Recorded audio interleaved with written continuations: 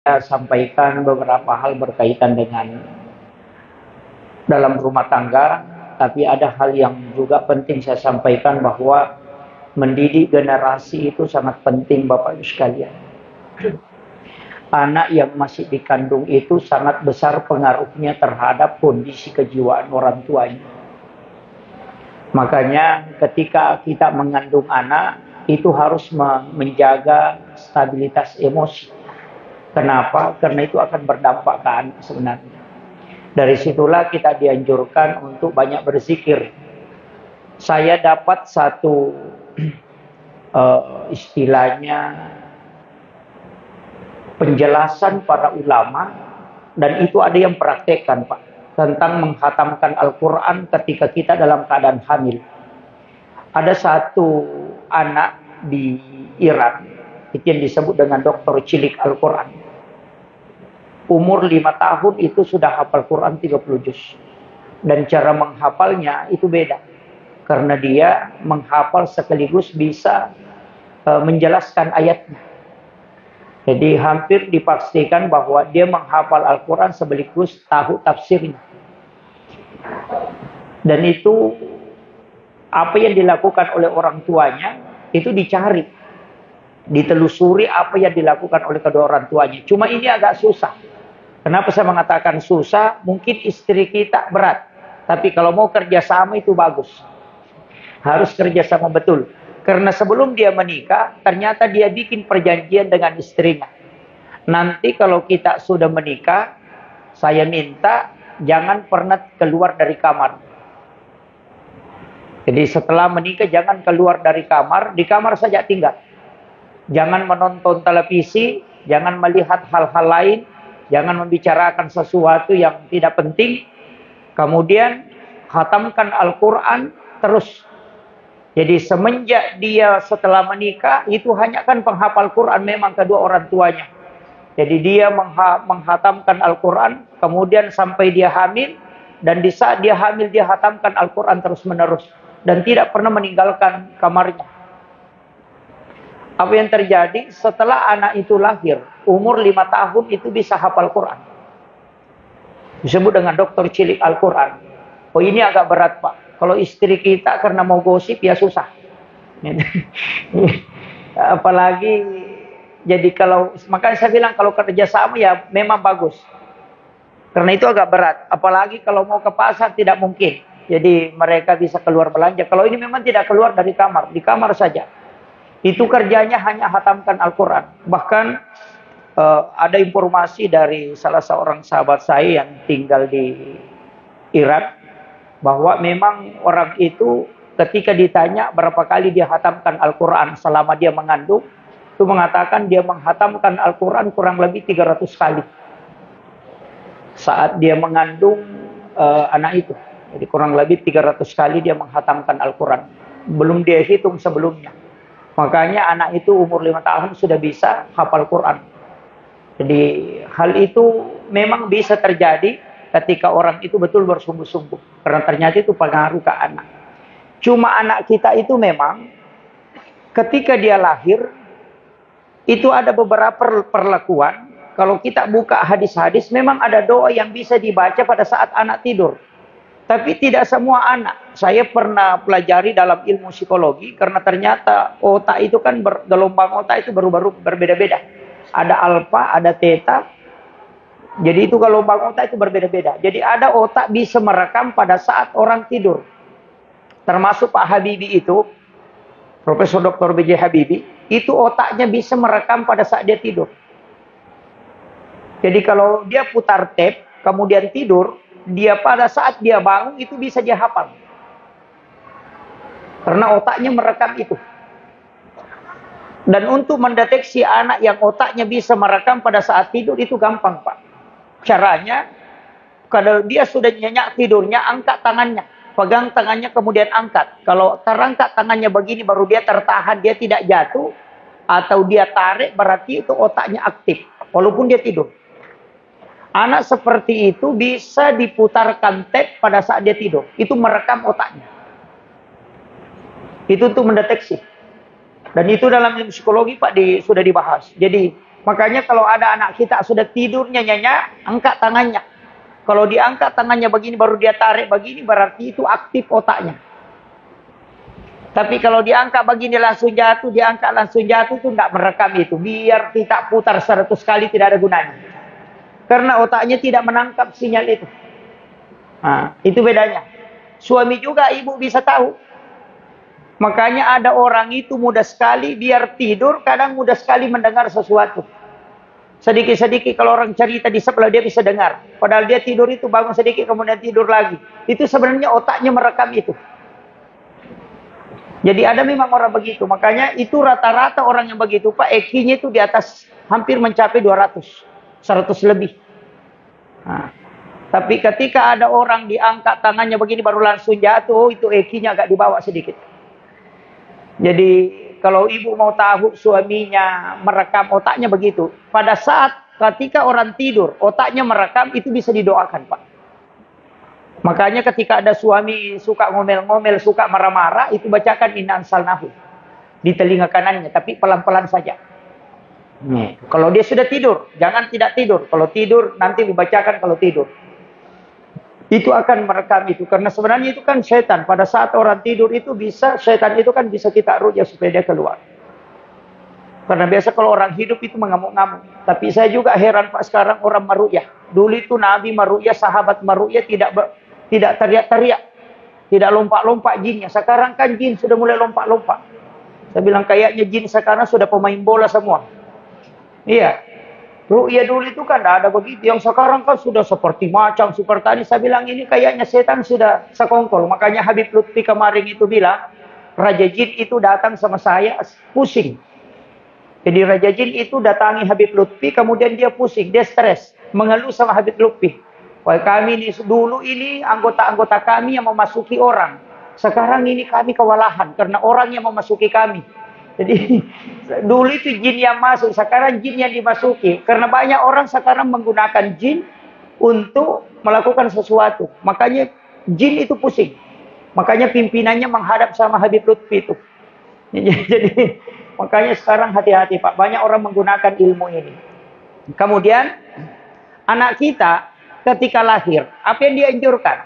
Yang pertama azankan. Laki-laki di telinga kanan. Kalau perempuan cukup ikamatkan. Kalau diikamatkan laki-laki itu di telinga kiri. Jadi kalau anak lahir itu langsung diazankan. Kenapa diazankan? Sebenarnya yang disuruh itu bapaknya, bukan neneknya. Kadang-kala ada orang neneknya yang azankan. Oh jangan, Pak. Kalau ada ustaz, biar ustaz. Jangan ustaz. Kenapa? Suara pertama yang didengar anak pada saat dia lahir dengan kalimat tauhid, pasti itu yang dia turuti nanti kalau besar. Kita bisa deteksi, Pak. Kalau ada anak kita, bukan kita yang azankan, pasti tidak tunduk ke kita itu. Agak susah diatur. Tapi kalau kita yang azankan, itu mudah sekali dia akur sama bapaknya. Makanya bukan ustaz, biar ada ustaz. Kemarin waktu saya tinggal di Makassar, ada orang lahir itu di kos-kosan.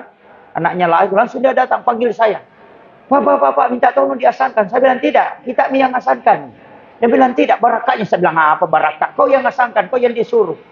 Baru dia bilang, ikut mungkin belakangku. Saya ikut di belakangnya, tidak tahu kenapa saya dipanggil. Sekalinya sampai dia bilang, tidak ku hafal. Waduh, saya bilang mati.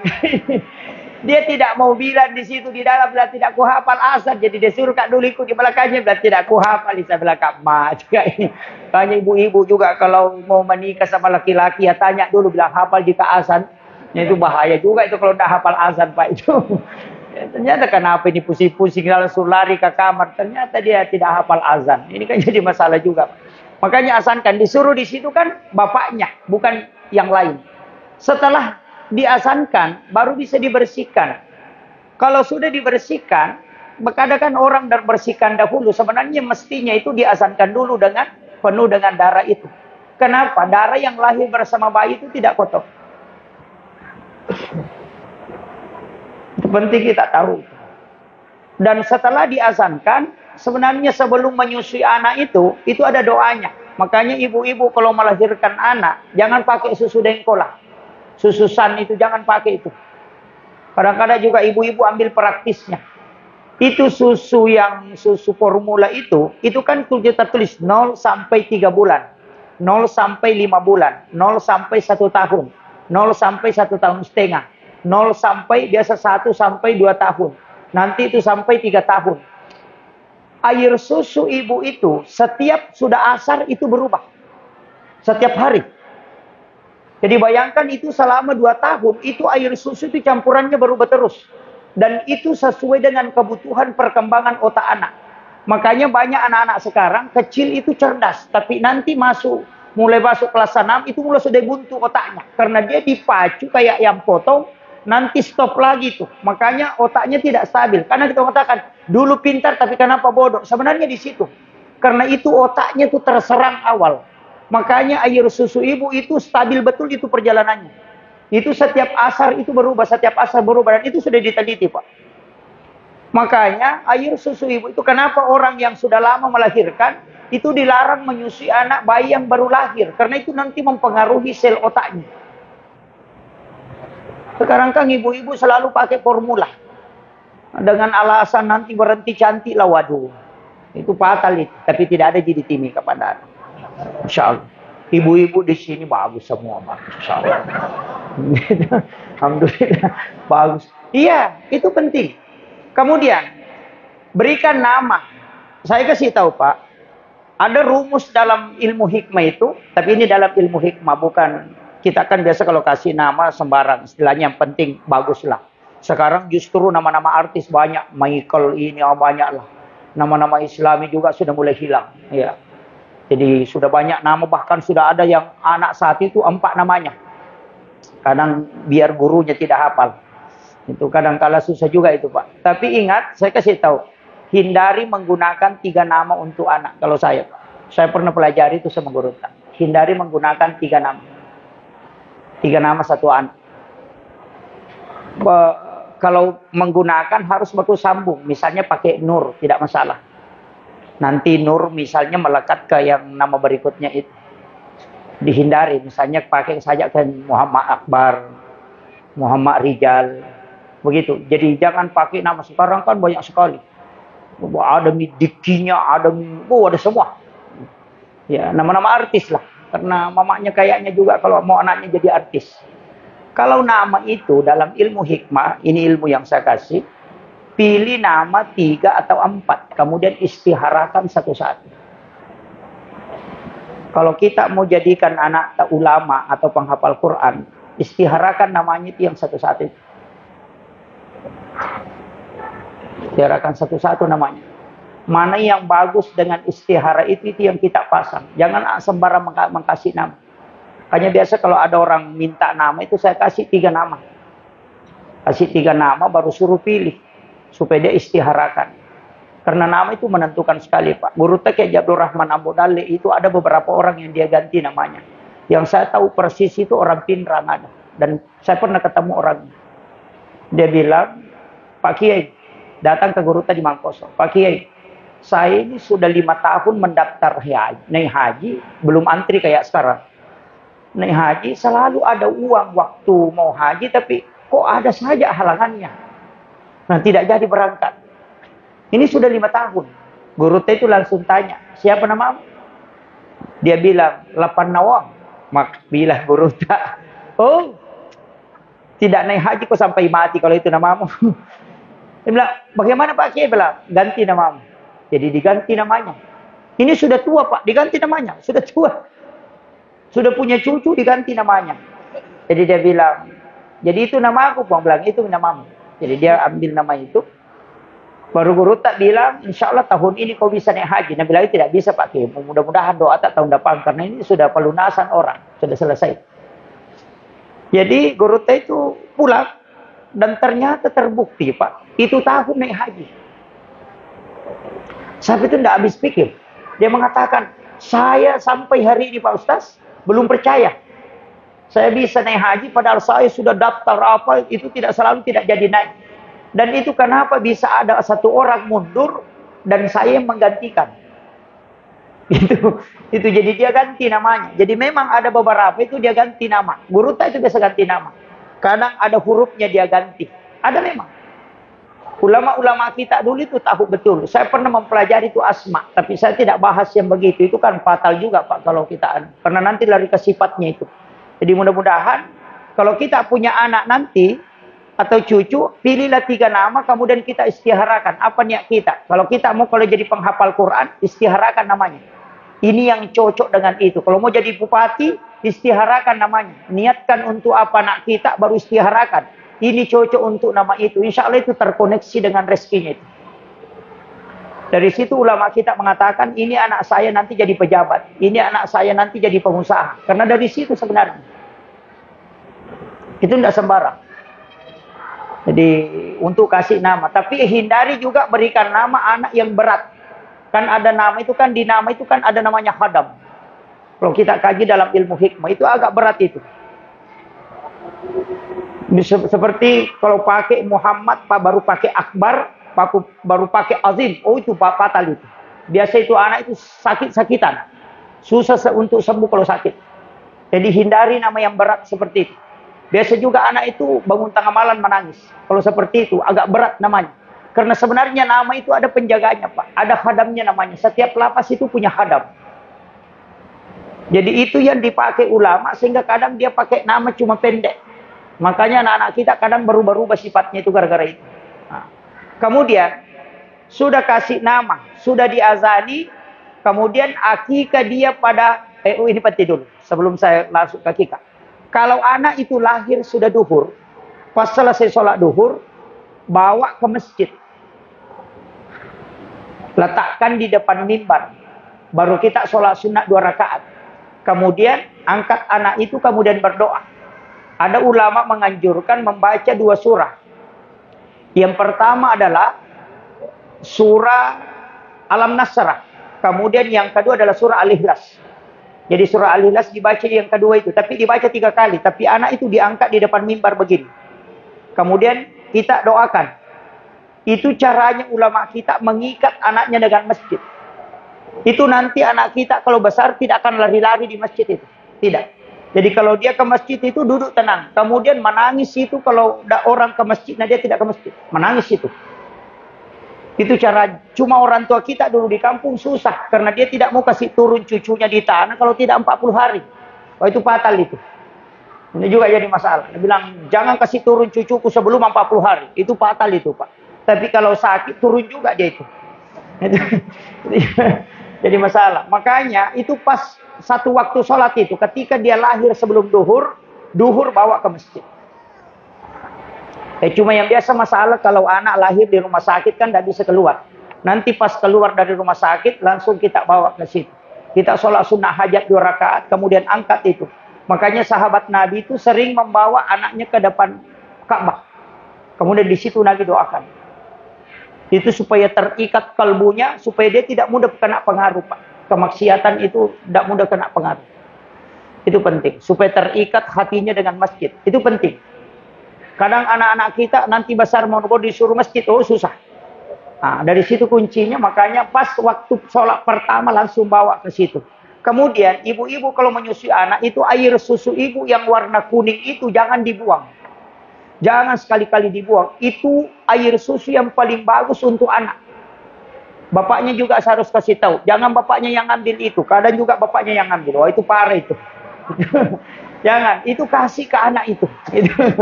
Bapaknya juga kadang jadi masalah. Itu air susu ibu yang kuning. Itu sudah diperiksa Pak. Bahwa ternyata memang kenapa kuning yang pertama itu tidak putih. Memang kuning kental. Itu memang sebenarnya untuk anak itu pertama itu. Itu beda sekali itu. Makanya ibu-ibu harus tahu itu. Jadi kasih, kemudian bacakan salawat, teteskan. Jadi mulai dari kanan kalau menyusui anak, ambil kanan, letakkan di jantung, kasih bersamaan detak jantungnya anak-anak kita yang kita susui. Pertama, kasih bersamaan detak jantungnya. Kalau tidak bersamaan, kita yang tahan napas baru lepas, itu sudah bersamaan.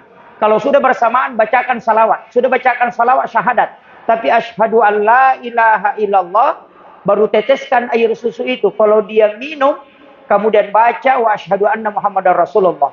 Baru pegang dadanya baca raditu billahi rabba wa bil islami dina wa bi Muhammadin nabiyya wa rasula. Yana tunasa tawi sahadat naruh.